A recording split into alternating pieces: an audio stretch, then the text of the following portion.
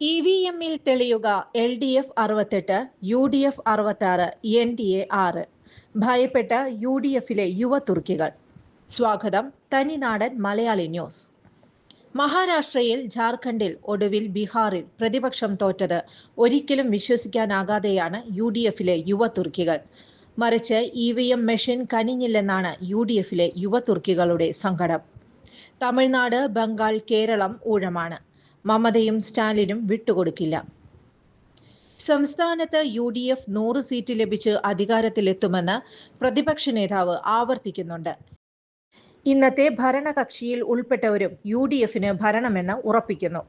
10 വർഷത്തെ LDF ഭരണം ജനത്തെ വെറുപ്പിച്ചുവെന്ന് വിലയിരുത്തുന്നവരാണ് ഏറെയും. പ്രത്യേകിച്ച് ശബരിമല സ്വർണ്ണ തട്ടിപ്പെല്ലാം LDFിന് വളരെ പ്രതികൂലമാണെന്ന് ഏവരും വിലയിരുത്തുന്നു. എന്നാൽ യാതൊരു കുലുക്കവുമില്ലാതെയാണ് അക്ഷോഭ്യനായാണ് പിണറായി വിജയൻ 80ാമത് വയസ്സിലും ആര് മനക്കോട്ട കെട്ടിയാലും താൻ തന്നെ വിജയിക്കുമെന്ന അമിത ആത്മവിശ്വാസം പ്രകടിപ്പിക്കുന്നത്. ഭൂരിപക്ഷം ഇല്ലേൽ ഏവരും രാഷ്ട്രീയ വനവാസത്തിന് പോകേണ്ടി വരുമെന്നാണ് യുവ തുർക്കികളെ കുഴയ്ക്കുന്നത്.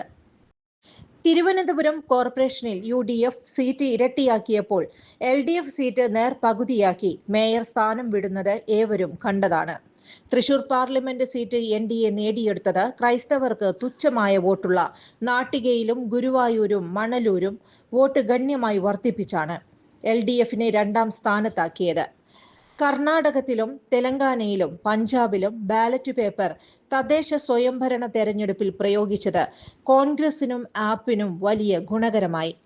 കേരളത്തിൽ തദ്ദേശ തെരഞ്ഞെടുപ്പ് ഫലം BJPക്ക് കനത്ത ആഘാതമായി. വെറും 14% വോട്ടാണ് നേടിയത്. തദ്ദേശ തെരഞ്ഞെടുപ്പിൽ 95 സീറ്റിൽ UDF നേടിയ മേൽക്കൈ തെരഞ്ഞെടുപ്പ് കുതന്ത്രം പ്രയോഗിച്ച് LDF മറിച്ചാക്കിയാൽ വാവിട്ട് നിലവിളിച്ച് കാര്യമുണ്ടോ എന്നാണ് യുവ തുർക്കികൾ സ്വയം ചോദിക്കുന്നത്. നിയമസഭാ തെരഞ്ഞെടുപ്പ് കഴിഞ്ഞ് 45 ദിവസത്തിനകം വീഡിയോ ഫുട്ടേജ് നശിപ്പിക്കും. കോടതിയിൽ തെരഞ്ഞെടുപ്പ് കമ്മീഷനെതിരെ കേസ് കൊടുക്കുവാനുള്ള അധികാരം ഒഴിവാക്കിയതും UDFിലെ യുവ തുർക്കികളെ ഭയപ്പെടുത്തുന്നു. ഇതേവരെ പ്രതിപക്ഷ ആവലാതി ചെവി കൊള്ളാത്തയാളാണ് സംസ്ഥാന തെരഞ്ഞെടുപ്പ് കമ്മീഷണർ. ഭരണത്തിൽ വലിയ അവഗണന നേരിട്ട 2 പ്രബല ഘടകകക്ഷികൾ മുന്നണി വിടാത്തതും ഇതോട് കൂട്ടിച്ചേർത്ത് വായിക്കണമെന്ന് ഇക്കൂട്ടർ എടുത്തു കാണിക്കുന്നു. മാത്രമല്ല, കേന്ദ്രത്തിലെ NDA ഭരണം പിണറായി സർക്കാരിന് മതിയായ ഫണ്ട് അനുവദിക്കുന്നില്ലെങ്കിലും CBI, ED കേരള സർക്കാരുമായി മൃദു സമീപനത്തിലാണ്. മറ്റു പ്രതിപക്ഷ മുഖ്യമന്ത്രിമാർ CBI കൊണ്ട് വീർപ്പുമുട്ടുകയാണ്. കെജ്രിവാളും മമതയും സ്റ്റാലിനും ഉദാഹരണങ്ങൾ. അങ്ങനെയൊരു ഫൈറ്റ് LDF മുഖ്യമന്ത്രിയായ പിണറായി അഭിമുഖീകരിക്കുന്നില്ല.